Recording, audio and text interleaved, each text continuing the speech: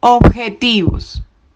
Primero, realizar una revisión teórica y empírica acerca del fraude académico en Colombia. Segundo, presentar los costos sociales, económicos y culturales del problema y su relación con la corrupción. Tercero, analizar las diversas causas del fraude académico desde una perspectiva motivacional. Cuarto, proponer un conjunto de soluciones desde la psicología. En primer lugar, vamos a empezar explicando la definición de corrupción que utilizamos durante la investigación.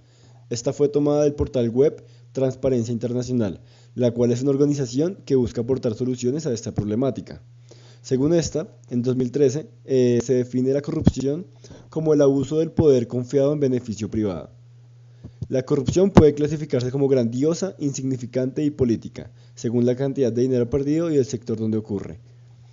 Sin embargo, acorde a Chapman en 2005, en ciertos casos la corrupción se confunde con la incompetencia de los actores claves o las fallas en la infraestructura de los proyectos en los que se trabaja. Sin embargo, en el caso de fraude universitario, citando a García y Manchado, se entiende como cualquier comportamiento no lícito de un estudiante universitario en torno a exámenes o a trabajos escritos, realizados como requisito para superar una asignatura. ¿Por qué es importante saber sobre el fraude académico? En Colombia, un porcentaje extremadamente alto de estudiantes admite haber cometido fraude académico en su vida. Es el 94.4%. Y del total de faltas disciplinarias que se detectaron y se sancionaron, es decir, de las que se sabe, el 93.39% corresponde a fraudes académicos.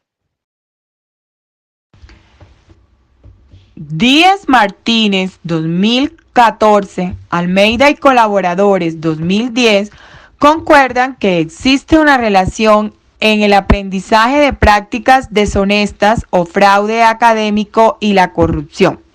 De acuerdo a esta afirmación, ellos nos dicen que el fraude académico promueve la corrupción en el ámbito profesional y social. Este mismo implica una menor calidad de los profesionales que muy probablemente tengan consecuencias negativas en lo económico, en lo social y en la misma vida de las personas. Ya conociendo la relación entre fraude académico y corrupción, es importante mencionar lo que esta última le causa a nuestro país.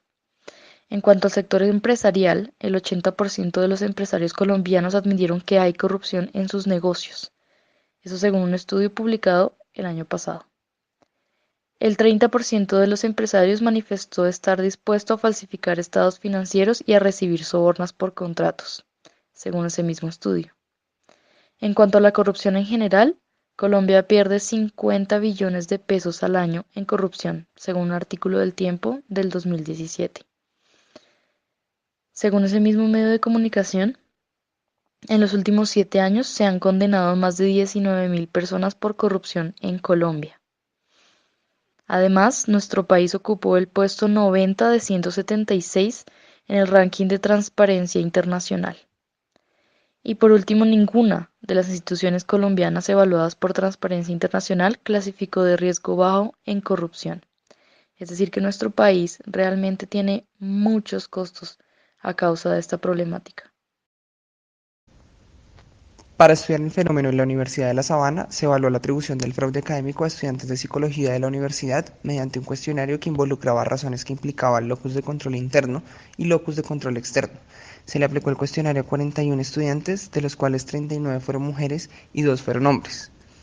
El 27% de los participantes reportó haber hecho fraude académico en algún momento de su historia escolar, mientras que el 73% reportó no haberlo hecho nunca. Se aplicó una escala Likert. Ante las afirmaciones que implicaban locus de control interno, un promedio de 9,5 estudiantes manifestó estar en desacuerdo o muy en desacuerdo, y 21,8 manifestó estar de acuerdo o muy de acuerdo. Ante las afirmaciones que implicaban locus de control externo, un promedio de 17,4 estudiantes manifestó estar en desacuerdo o muy en desacuerdo, y 11,4 manifestó estar de acuerdo o muy de acuerdo. También se hizo una serie de preguntas con una serie de opciones que implicaban locus de control interno o externo. Aquellas que implicaban locus de control interno recibieron 87 respuestas, mientras que las que implicaban locus de control externo únicamente 19. Causas relacionadas con el locus de control externo. Ordóñez, 2004, nos habla de dos motivadores externos del fraude, los cuales son, primero, académicos. A los estudiantes se les exige demasiados trabajos y esto va acompañado de la necesidad de tener buenas notas. También se habla de actitud pasiva del profesor ante el plagio. 2. En cuanto a los aspectos interpersonales, los estudiantes consideran que la solidaridad, la reciprocidad y el compañerismo son los que promueven el fraude. Por otro lado, Chapman y Linder, 2016, nos habla de los factores motivacionales del fraude en el ámbito profesional. Nos dice que existe una competencia excesiva con el fin de obtener grandes ganancias y prestigio. También nos habla de cómo la injusticia laboral lleva a aprender comportamientos no éticos con el fin de resaltar y sobrevivir. Díaz Martínez, 2015, nos dice que el fraude es reforzado socialmente y que se da por causa de la aprehensión del comportamiento y el poco control de los profesores. Similar a lo dicho por Díez, Macaber y Treblo, 1993, nos dicen que es la causa de control por parte de las instituciones que este fenómeno se presenta y que este fenómeno se da por la necesidad de logro académico. Por otro lado, al estudiar las causas asociadas al locus de control interno, encontramos que según Díaz Martínez, 2015, nos dice que la ignorancia por parte del alumno, el seguimiento de la ley del menor esfuerzo y la desmotivación por parte del mismo son causas internas que llevan a cometer fraude. Y por otro lado, Ordóñez, 2004, nos dice que el motivador interno del fraude es la vagancia, la pereza, la irresponsabilidad y la inseguridad de lo que se sabe. Para dar solución al plagio y a la corrupción se tendrá en cuenta lo expuesto por Chapman y Linder 2016, quienes exponen que la corrupción es un comportamiento esperado en un entorno en el cual actuar con honestidad y basado en valores significa perder. Es por eso que es de vital importancia mostrar a las personas las implicaciones que trae la corrupción y los beneficios que trae actuar siempre teniendo en cuenta lo éticamente correcto. Chapman y Linder exponen las características para que la respuesta a la corrupción sean efectivas, propuestas por Poisson y Hallock en el 2002. La primera es limitar la autoridad, la segunda, mejorar la responsabilidad, la tercera, realinear los incentivos. La cuarta y última es dar cambio a las actitudes y movilizar la voluntad política. Teniendo en cuenta dichas características, se plantearon diferentes soluciones. La primera es la calidad de liderazgo superior. Los líderes que actúan bajo la ética y valores, enfatizando la transparencia, logrando control en la supervisión de los trabajos y castigando las acciones incorrectas, pueden marcar diferencia, reduciendo la corrupción. Para esto se necesita tener claro el código de conducta. Como segunda estrategia está la creación y modificación en las estructuras organizacionales y procedimientos administrativos que generan acciones inapropiadas en sus cargos, es decir, la eliminación de jerarquías empinadas. Otra estrategia sugerida para cambiar la corrupción es descentralizar la autoridad a colegas inmediatos, con el fin de que ellos sean los encargados de monitorear los comportamientos en actividades académicas de los demás. Esto fue expuesto por Galland 2002, Champagne y Myrick 2009. Finalmente, como última estrategia, está la transparencia en el desarrollo de actividades para que las instituciones interesadas en ellas puedan sacar información de forma justa y apropiada.